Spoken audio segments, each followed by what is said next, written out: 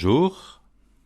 En ce 5e jour de la semaine de prière pour l'unité des chrétiens, nous accueillons et nous méditons la parole du Seigneur. Déjà, vous êtes émondés par la parole.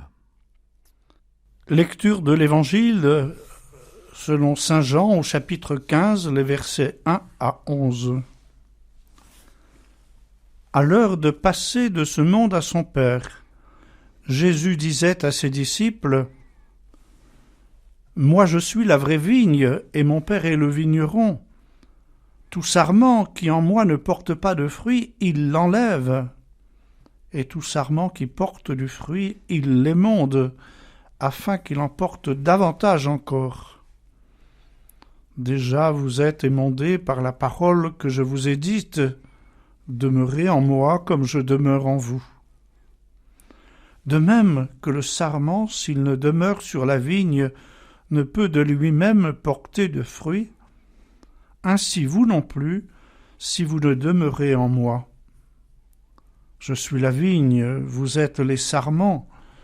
Celui qui demeure en moi et en qui je demeure, celui-là portera du fruit en abondance, car en dehors de moi vous ne pouvez rien faire. Si quelqu'un ne demeure pas en moi, il est jeté dehors comme le sarment, et il se dessèche. Puis on les ramasse, on les jette au feu, et ils brûlent. Si vous demeurez en moi et que mes paroles demeurent en vous, vous demanderez ce que vous voudrez, et cela vous arrivera. Ce qui glorifie mon Père, c'est que vous portiez du fruit en abondance et que vous soyez pour moi des disciples. Comme le Père m'a aimé, moi aussi je vous ai aimé, demeurez dans mon amour. Si vous observez mes commandements, vous demeurerez dans mon amour, comme en observant les commandements de mon Père, je demeure dans son amour. Je vous ai dit cela pour que ma joie soit en vous et que votre joie soit parfaite.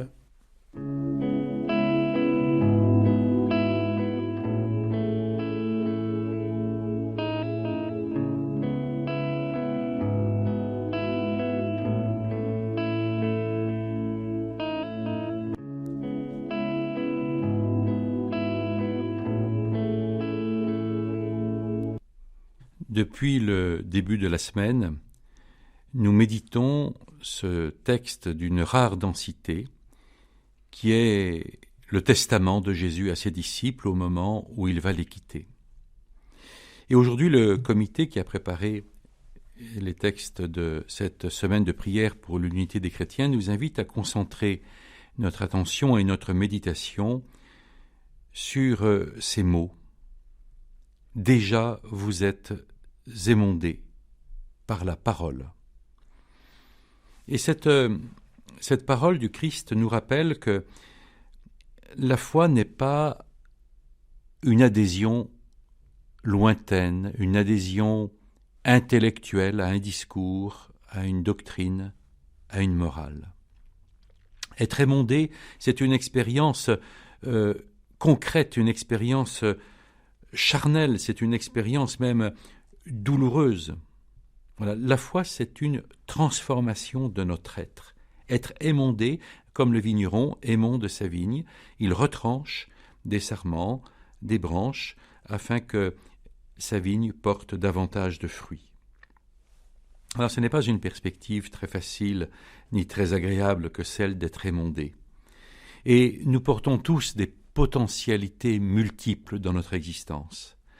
Nous pouvons faire des tas de choses différentes, mais nous ne pourrons pas les accomplir toutes. Il y a donc des choix à faire, des choix volontaires, des choix parfois que les circonstances vont nous conduire à assumer. C'est la vie qui nous émonde, qui nous retranche. C'est les circonstances de l'existence qui vont faire que certaines potentialités vont se développer et d'autres pas. Et parfois nous pouvons concevoir du regret ou de l'amertume devant certains détours que notre existence a prises. Et la parole du Christ nous invite à ne pas vivre les arrachements successifs qui surviennent dans notre croissance, dans notre maturité, comme des expériences douloureuses, mais à voir à travers ces arrachements, cet émondage de nos rameaux, de nos potentialités. La parole de Jésus nous invite à voir dans ces actions-là la main du vigneron. C'est-à-dire à transformer ce qui nous arrive parfois involontairement et douloureusement en expérience de soin de celui qui est notre Père céleste. Ainsi, nous pouvons recentrer notre vie sur notre vocation spirituelle. Ce n'est pas le hasard des circonstances qui nous blessent, qui nous agressent, c'est la main de notre Père qui ne cesse de nous accompagner et de nous reformer, de nous transformer, afin de faire des rameaux que nous sommes, une œuvre, une réalisation qui soit bonne et conforme à la bonté et à la beauté qu'il désire pour nous. Il y a une parole étonnante du Christ ici. Déjà, vous êtes émondés par la parole. Jésus ne dit pas « vous allez être émondés, vous allez souffrir, vous allez devoir sacrifier des choses, des possibilités de votre vie ». Il ne nous parle pas d'un avenir qui serait menaçant, mais de quelque chose qui est déjà accompli. Vous êtes émondés. La vie vous a privé de certaines possibilités. Il y avait des choses que vous auriez pu faire grandir dans votre vie qui ont déjà été retranchées. Mais cet émondage ne s'est pas fait par la violence, il s'est fait par la parole qui cicatrise, la parole qui guérit, la parole qui promet. Cette transformation, elle a déjà eu lieu, elle est déjà sous le signe de la bénédiction et du regard bienveillant du Père sur notre vie, sur notre personne, sur nos possibilités. Celles-ci sont promises à un développement généreux et non à une privation douloureuse. La parole de Dieu est toute proche de nous. Elle est bénédiction et promesse de bonheur. Si nous ouvrons notre cœur à sa présence agissante et transformante, alors Dieu nous parle et sa parole nous transforme patiemment.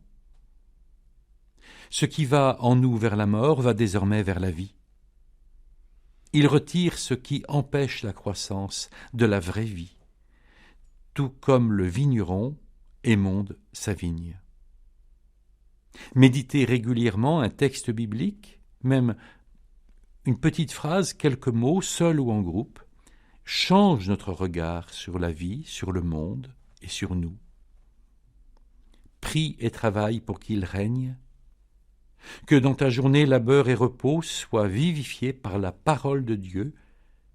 Maintiens en tout le silence intérieur pour demeurer en Christ. Pénètre-toi de l'esprit des béatitudes. Joie, simplicité, miséricorde. Les sœurs de Grand Chant disent ensemble à haute voix ce texte au début de chaque journée.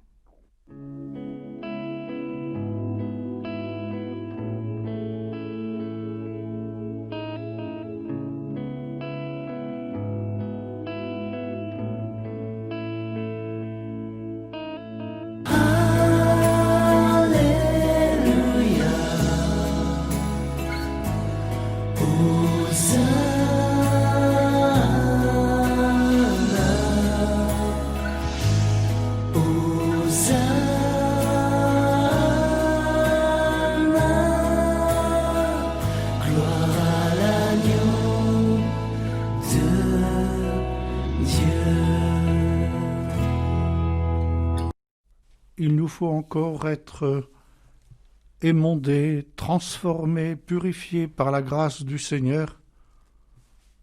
Invoquons l'aide du Seigneur, l'Esprit.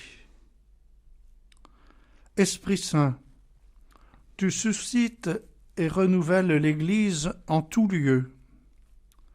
Viens et murmure en notre cœur la prière que Jésus adressa à son Père la veille de sa passion, que tous soient un, afin que le monde croie. Kyrie eleison, Seigneur, prends pitié. Kyrie eleison, Seigneur, prends pitié. Seigneur Jésus, Prince de la paix, allume en nous le feu de ton amour, afin que dans l'Église cessent les suspicions, le mépris, l'incompréhension, et que tombent les murs qui nous séparent. Kyrie eleison, Seigneur, prends pitié. Esprit Saint, toi qui es le consolateur, ouvre notre cœur au pardon et à la réconciliation, et fais-nous revenir de nos errances. Kyrie eleison, Seigneur, prends pitié. Et d'un seul cœur, comme Jésus nous l'a enseigné, nous osons dire: Notre Père, qui es aux cieux, que ton nom soit sanctifié, que ton règne vienne, que ta volonté soit faite sur la terre comme au ciel. Donne-nous aujourd'hui notre pain de ce jour. Pardonne-nous nos offenses, comme nous pardonnons aussi à ceux qui nous ont offensés, et ne nous laisse pas entrer en tentation, mais délivre-nous du mal, car c'est à toi qu'appartiennent le règne, la puissance et la gloire, pour les siècles des siècles. Amen. Recevons la bénédiction du Seigneur. Sois béni, Dieu notre Père, pour le don de ta parole dans les saintes Écritures. Sois béni pour ton invitation à nous laisser transformer par elle. Aide-nous à choisir la vie et guide-nous par ton esprit.